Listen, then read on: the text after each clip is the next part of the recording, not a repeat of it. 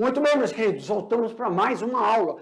E hoje, vou pedir encarecidamente a cada um de vocês, fiquem de olhos abertos, vamos falar sobre a terceira fase de cria e nós estamos dando a continuidade sobre sistemas de criação de avicultura, tanto para corte como para postura. Hoje, vamos enfatizar a postura, corte e as instalações. Posição, saneamento. Ei, prof, mas mostra para nós então aí o assunto que a gente vai ver hoje. O senhor está falando, mas o senhor esquece de mostrar. Dá uma olhada lá na tela. Então, aula 48.1. Na aula 48.1, olha aí, fase de produção. Dentro da fase de produção, meus queridos, nós vamos aí, enfatizar que etapa da fase de produção? A terceira fase, tá? Nós vamos ver como ela é classificada, quais são os manejos realizados dentro dessa fase de produção, tanto para corte quanto para postura. Só que nós vamos enfatizar a postura devido à estrutura do galpão. Depois a gente vai verificar, então, a estrutura do corte, as principais doenças que podem acometer as criações dentro da postura e as instalações, estrutura, alinhamento, posição, tá bom? Vamos lá. Aqui, habilidades. Estabelecer critérios para o manejo e criação de frango de granja. Conhecer o mercado e derivados provenientes dessas criações. Então, para iniciar, olha aí, fase de produção, a terceira. Dentro dessa fase de produção, qual é a etapa, professor? São 18 semanas até o abate. E aí, esse até, tem um acento aí. Eu esqueci. Então, até o abate. Durante a transferência, realiza a seleção e padronização das aves, agrupando as frangas pela conformação, quer dizer, pela estrutura corporal, maturidade sexual e desenvolvimento das cristas. Vem aqui para mim, meus queridos. Quando a gente estava falando, lá na fase inicial de cria, nós estávamos falando da recepção dos pintos, desenvolvimento das fases, lembra? O controle de peso, para a gente acompanhar o desenvolvimento desses animais. Até quando a gente chegar uma semana antes das 18 semanas completas que você faz essa transferência. E aí as frangas, né, que são selecionadas de acordo com o desenvolvimento, e a gente observa algumas alterações da estrutura morfológica, como as cristas, elas estão bem desenvolvidas e tem aquele peso e uniformidade do plantel. Nessa uniformidade que você vai fazer a sua separação para encaminhar esse lote para o aviário de postura. Lembrando que nessa fase tem uma fase crítica. Por quê, professor? É a troca da ração. A ração que você estava fazendo os manejos nutricionais era para desenvolvimento. Quando você faz a transferência, como está aí, processo de transferência, quando você realiza a transferência desse lote para o galpão definitivo, que é o galpão de postura, elas não vão mais ficar no chão junto com aquela cama. Elas serão posicionadas aonde? Dentro de uma gaiola, aonde vão receber todos os nutrientes necessários para começar a ocorrer o processo de ovoposição. Então, dá uma olhada lá que a gente vai acompanhar fase por fase. Aí, isso. Eu vou aqui, só selecionar o peso corporal. Professor, mas qual seria o peso corporal e a maturidade sexual é relacionada ao quê, prof? Isso aí está relacionado, pessoal, aqui, ao desenvolvimento dessas cristas. E como é que é feita essa transferência para dentro? Volta. Aí, para dentro da gaiola. Existem as dimensões das gaiolas que vão receber esse animal. Aí nós temos que prestar bem atenção. Dentro das posições do comedouro e bebedouro. Aqui nessa gaiola, nós estamos vendo, né, o comedouro na parte superior e o bebedouro na parte inferior.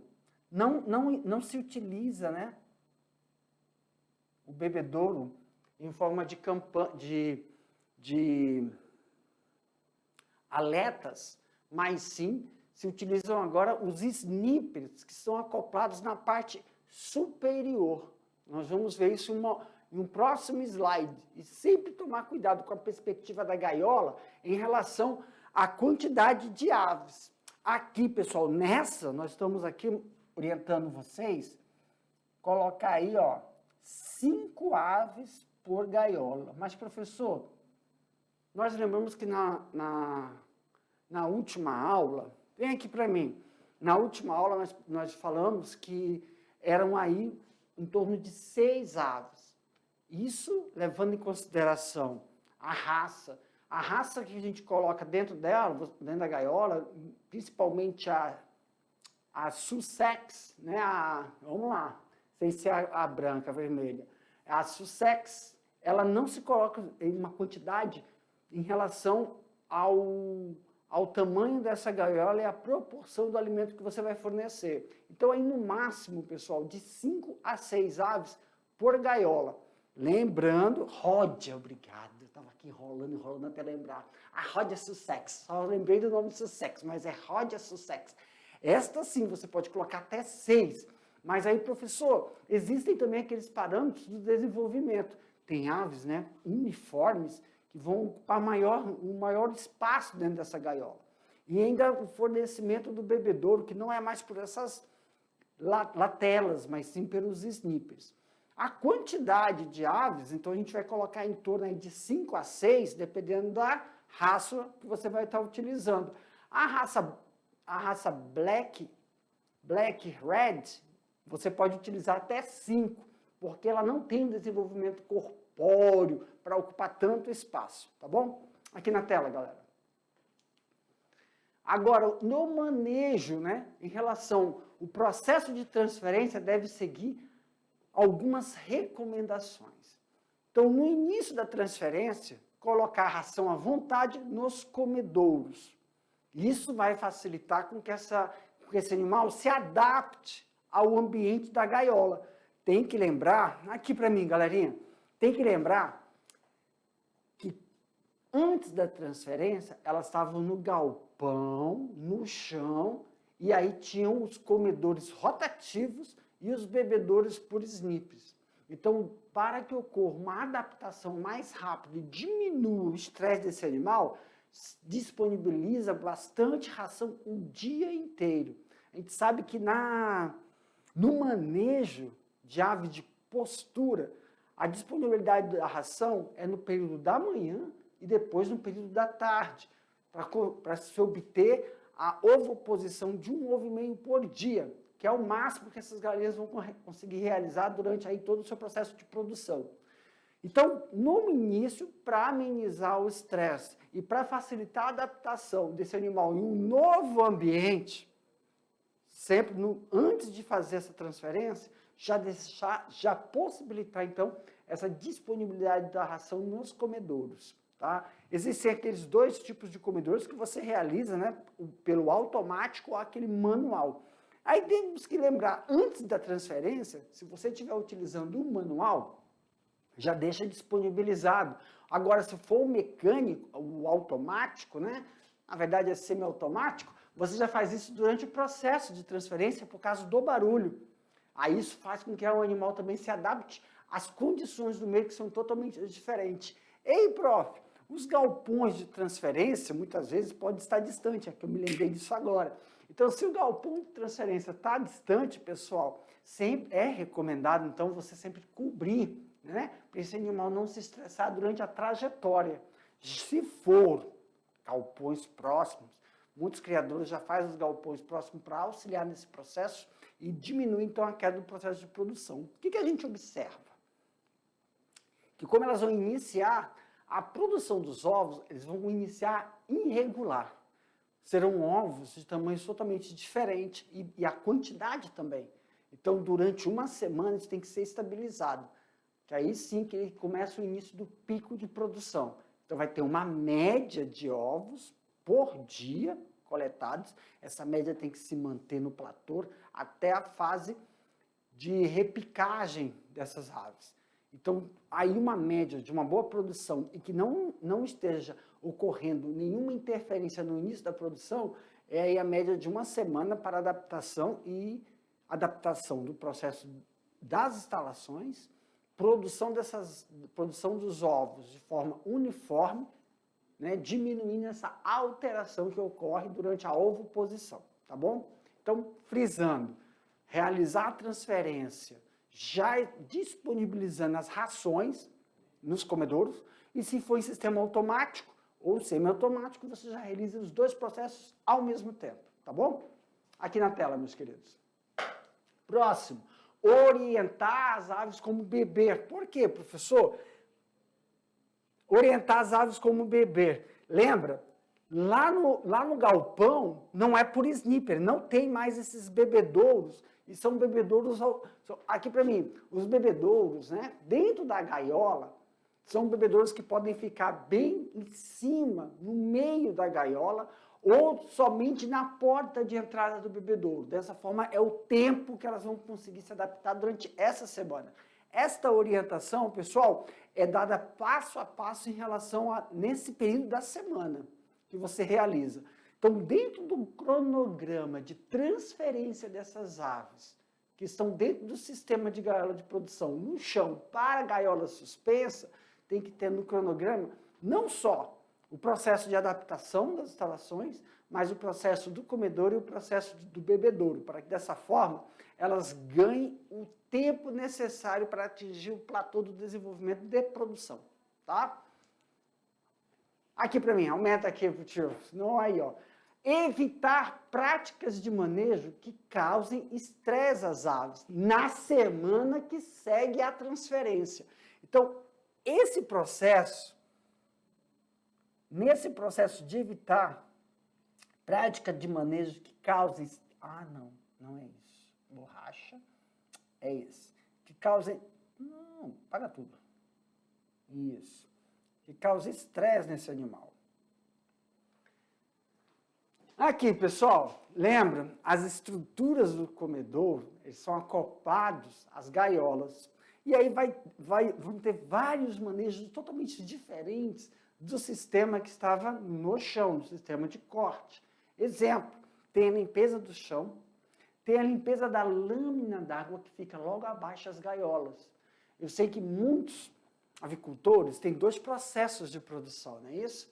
Tem o da lâmina d'água e também tem seco, né? Parte seca com sarrapilhas. E aí sim, esse processo muitas vezes não é bem o melhor, né? O indicado, por causa do manejo de limpeza, de higienização desse tipo de galpão.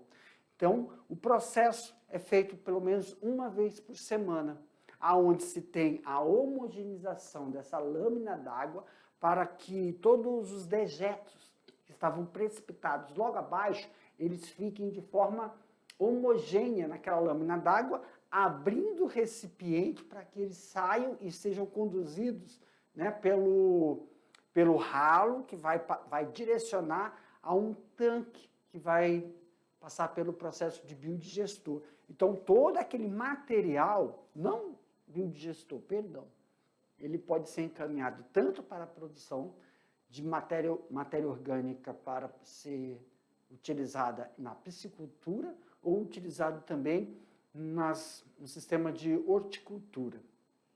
E aí sim, você faz essa limpeza e também um processo da limpeza sem material, tá? Com hipoclorito, só com a água, fazendo com que aquele tanque que tem a reserva da lâmina d'água para diminuir as formações de gases e não permitir que ocorra aquele levantamento de partículas do solo. Se você estiver utilizando o sistema de lâmina d'água e os corredores entre essas lâminas d'água. Cada viário podem compor 2 lâminas d'água com a passarela entre as grades. Isso vai facilitar que esse manejo de higiene, uma vez por semana, não estresse esse animal. Por isso que a gente sempre recomenda o quê?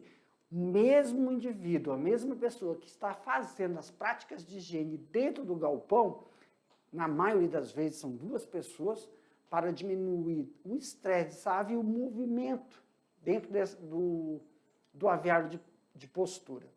Por quê, prof?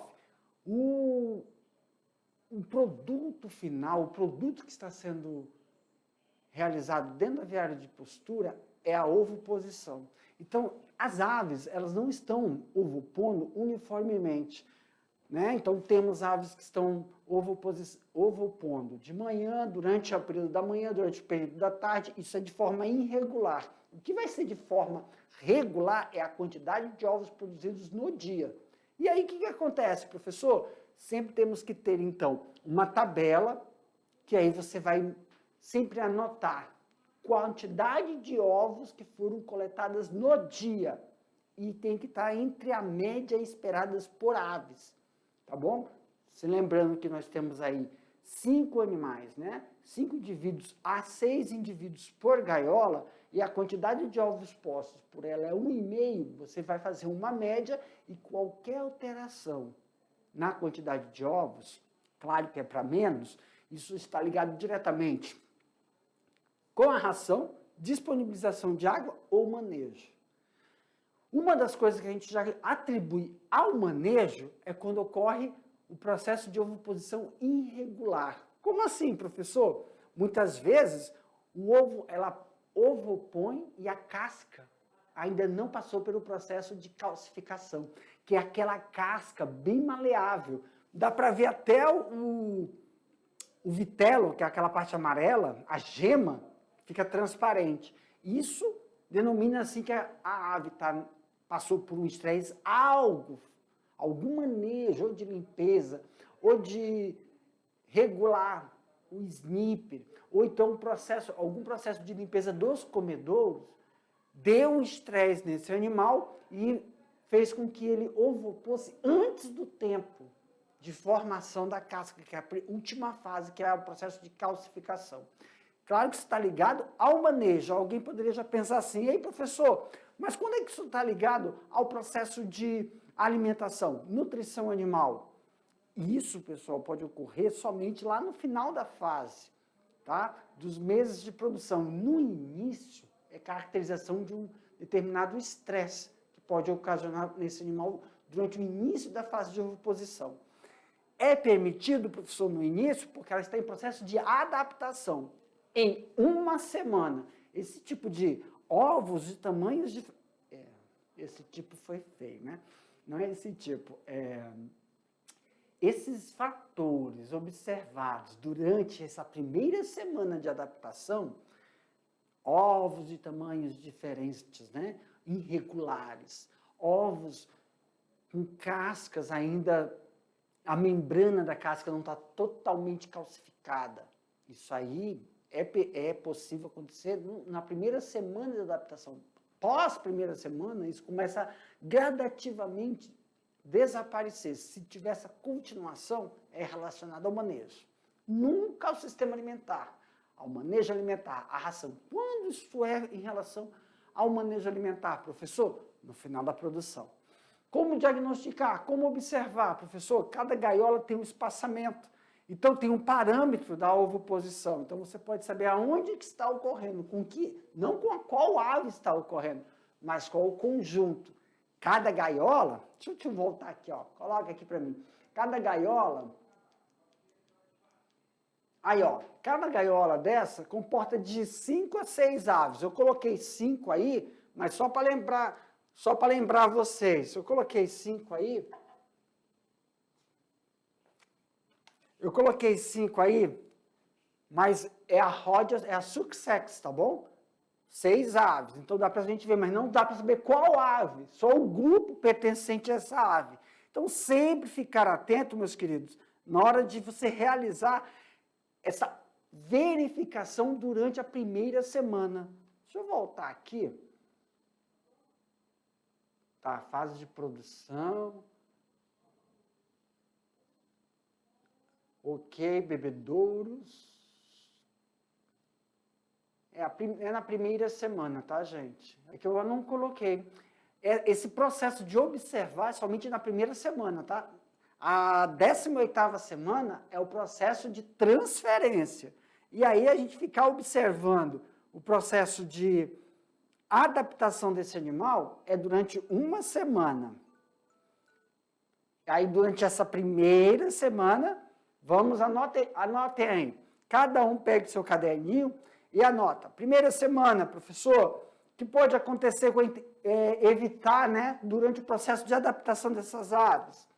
Manejo. Evitar que os manejos realizados dentro do galpão possam causar estresse.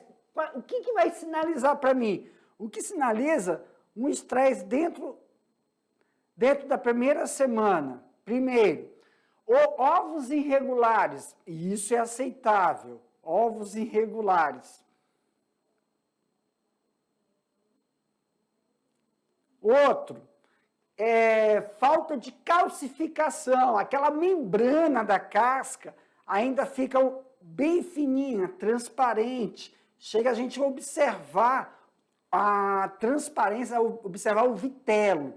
O vitelo é o ovo, a gema, né? Isso pode favorecer que ocorra, então, uma desuniformidade no processo de postura. E isso é aceitável até quando, professor?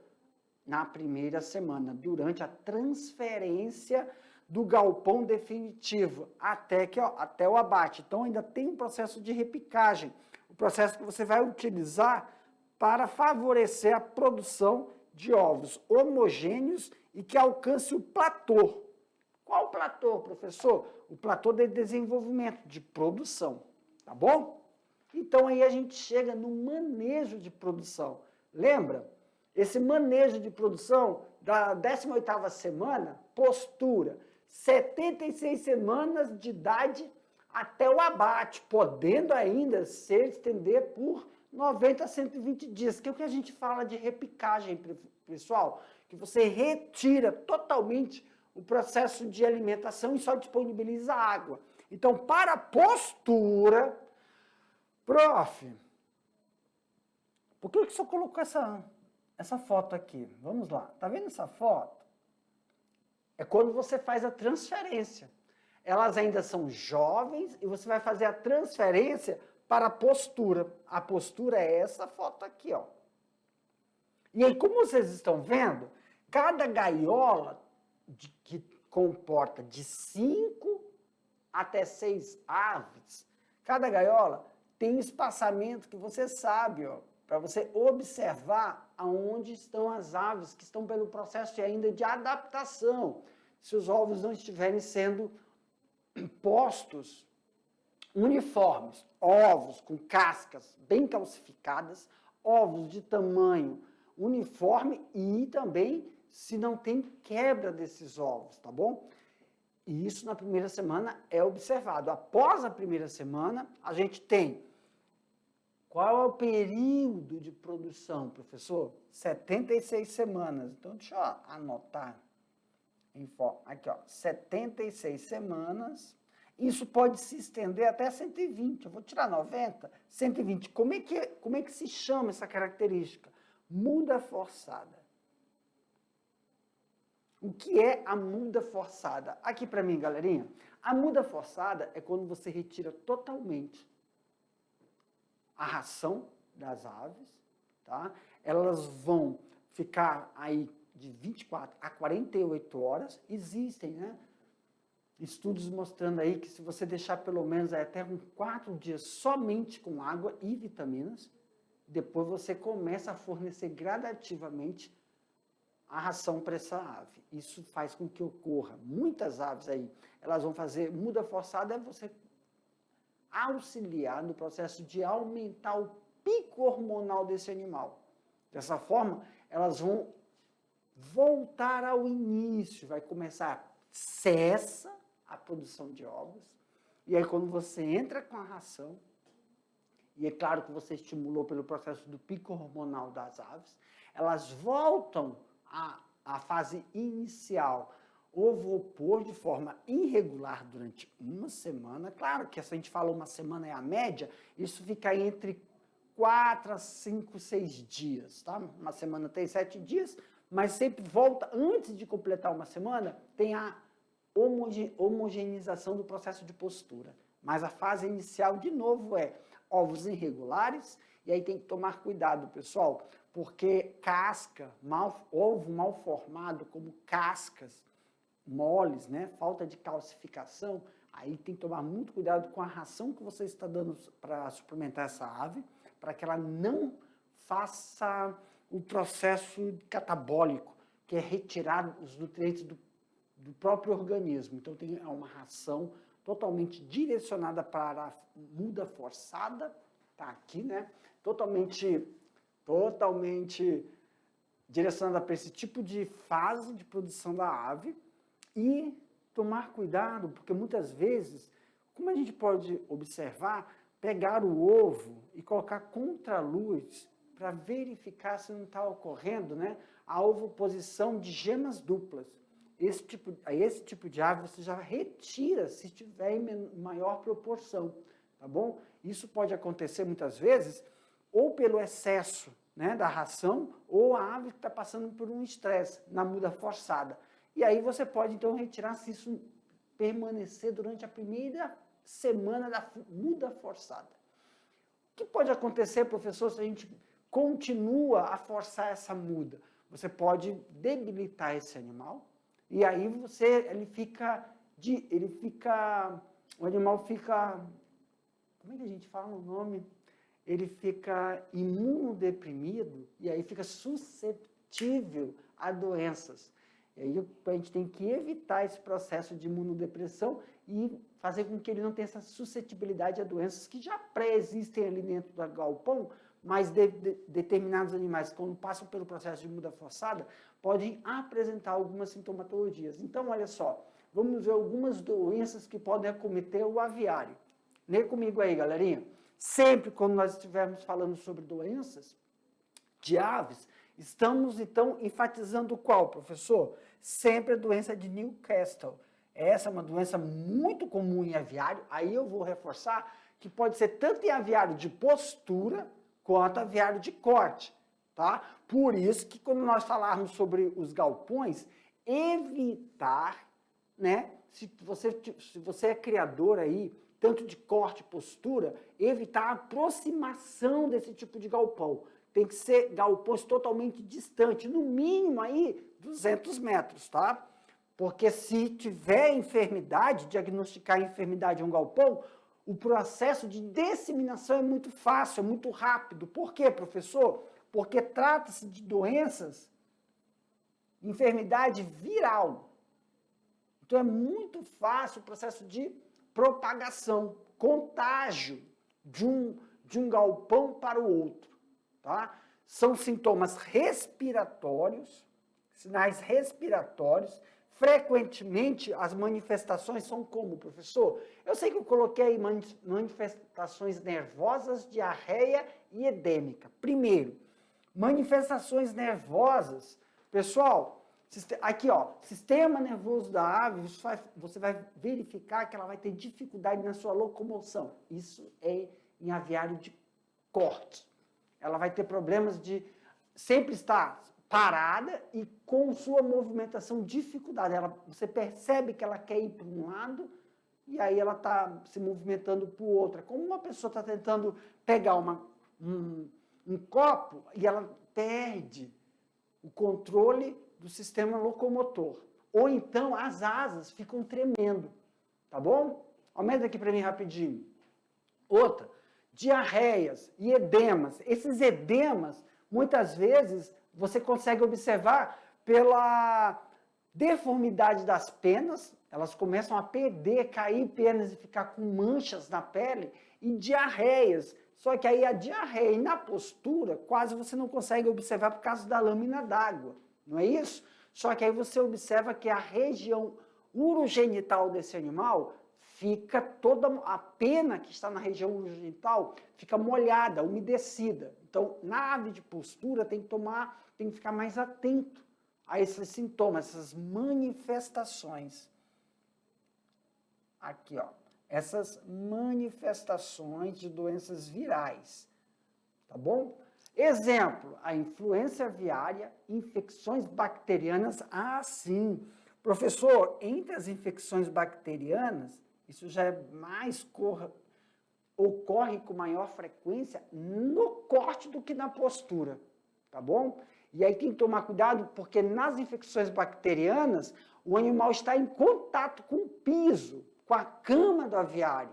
Por isso, aqui, ó, quando a gente estiver falando lá do aviário de corte, então essas manifestações bacterianas é quando ocorre lá, ó, quando tem algum defeito no sniffer, que aí molha a cama do aviário, ou insolação, não é isso? Quando você não faz o manejo correto das cortinas, a gente vai ver sobre o sistema de instalação, que pode favorecer que ocorra, então, o processo de fermentação daquela cama, mesmo também se não tiver feito mal manejo do regulado comedouro, que ele é um comedouro suspenso, já não é um comedouro como a gente observa no aviário de postura, tá bom?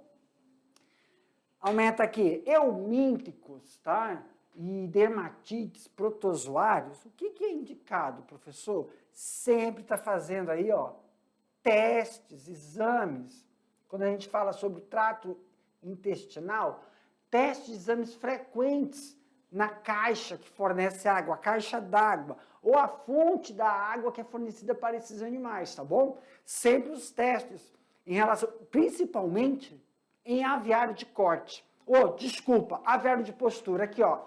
Esse último que nós estamos vendo, pode voltar para mim, aqui, ó. Esse último que nós estamos vendo, sempre tem que tomar cuidado com o quê, professor? Em eumínticos, ou então infecções dermatites, ou gastrointestinal. Lá na caixa de água, fazendo testes, exames, se tem algum protozoário que possa proporcionar, porque as aves estão suspensas.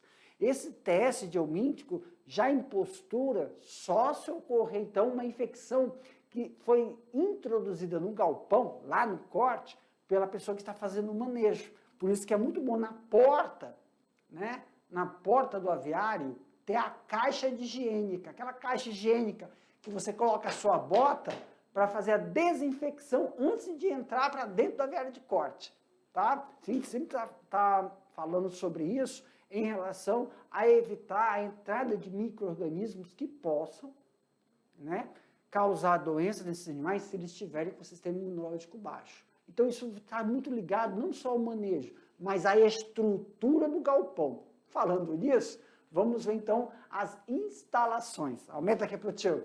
Essas instalações, pessoal, eu estou mostrando de forma geral, tanto para o galpão, isso aqui especificamente para o galpão de corte. Tá? De postura, penso que vai ser na próxima aula, se eu não estiver enganado, né? Então, olha só, isso aqui é uma vista externa e interna, tá? De um galpão. E aí a gente tem 13 aves por metro quadrado. Quando eu falo cama, lembra? Essa estrutura aqui, ó. A cama do aviário, essa estrutura aqui, ó. E aí vocês estão vendo, né? Quando eu falo sobre as cortinas, também tem um sistema de ventilação. Aqui são essas cortinas laterais, uma vista de dentro. Aqui, ó. Oi, Jefferson. Vamos lá. As cortinas laterais, a visão interna, tá? Eu vou botar aqui, passar para frente. Vocês estão vendo, então, a visão externa do galpão. Na nossa região não se utiliza, tá, pessoal, esse sistema de ventilação. Não há necessidade de sistema de ventilação. Claro que em algumas regiões isso é utilizado para evitar, então, a aglomeração do quê? De gases. Só que isso não é necessário, porque você pode se utilizar dessa técnica. Detalhe da construção e posição. Como nós estamos numa região muito quente, e de incidência solar no verão amazônico, nós sempre colocamos a posição, a orientação do galpão no sentido qual, professor? Leste-oeste. Isso vai fazer com que, professor, ocorra uma menor incidência do Sol aqui, ó, dentro das regiões laterais. Opa, calma aí. Leste-oeste, aí você muda a caneta. Aqui, ó, quando você vai estar fazendo aqui a lateral, onde vai ter as cortinas, vai evitar que entre iluminação. Lembra? Quando a gente fala sobre evitar, aqui para mim, quando a gente fala sobre evitar que entre iluminação nas laterais, isso você vai evitar não só iluminação, para aquecer aquela cama, se tiver ocorrido algum manejo que caia ração na cama do aviário, ou um sniper que esteja descalibrado, e aí fica gotejando. Incidência de sol vai alterar também não só a manifestação de uma reação química lá, que é a fermentação, e também o controle de temperatura dentro do aviário. Quando estiver muito quente, a gente baixa as cortinas não são baixadas juntas, sempre tem que estar uma elevada e outra, ou do lado direito ou do lado esquerdo, para que ocorra esse processo de ventilação. Também é recomendado o quê, professor? Plantações, né? Plantações, um pomar ou um muro verde para facilitar e auxiliar no processo de evitar transferência de micropartículas de um galpão para o outro. Prof, mas aí em épocas chuvosas, isso a gente está falando no verão amazônico, que nós estamos agora nesse período. Mas como é que quando chega lá para o meio de setembro, outubro, novembro, principalmente de outubro para novembro, que começam as chuvas, alguns alguns avicultores, né, acham que não tem essa necessidade, mas é indicado ao uso de lanternins. Olhem aí, aumenta aqui para mim a tela. Lanternins. Os lanternins, pessoal, auxiliam. Por quê? Época chuvosa, aqui na nossa região, a chuva vem lateral. Não adianta, a chuva não cai reto, de cima para baixo, por causa que as chuvas aqui no norte, em qualquer lugar, mas aqui no norte vem ventanias, elas vêm de forma lateral. Então você tem que elevar o quê? As cortinas. E o lanternin vai auxiliar no processo de manter a temperatura, mesmo você estando com as cortinas levantadas, retira os gases, porque os gases mais quentes, eles ficam na parte superior.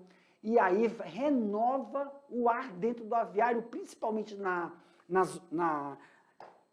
horas, à noite, no período noturno, e no período também diurno, quando estiver realizando o processo, quando estiver chovendo. Isso vai evitar e melhorar a renovação do ar.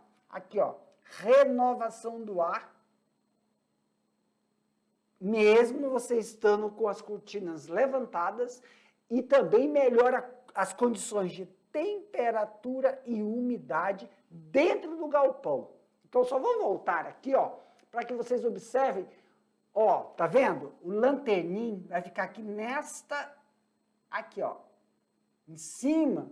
E quando você levanta as cortinas, olha aí, ó,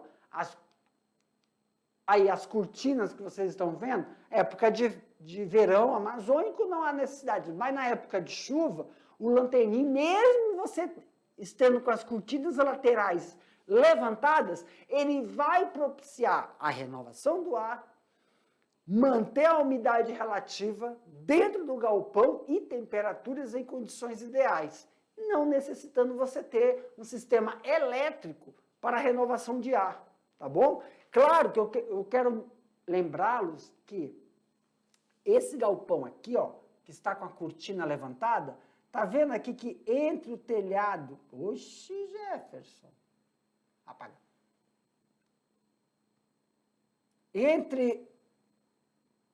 Ó, fica aí pelo menos, pessoal, olha aí, ó, nessa região, fica pelo menos aí uns 50 centímetros ainda aberto. Isso favorece que quando o lanternin, você precisar usar o lanternin, ele auxilia no processo de renovação do ar, tá bom? Aqui, ó, essa região aqui, ó. Aqui, ó, a cortina não é levantada até o teto. Ok, meus queridos? Aqui pro tio.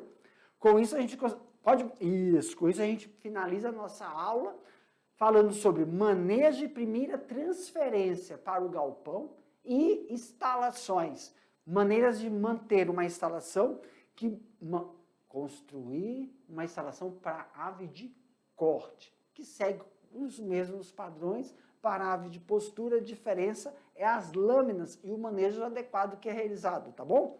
Daqui a pouco eu te volto para a gente fazer aquele bate-bola, jogo rápido. Pessoal, aguardo vocês.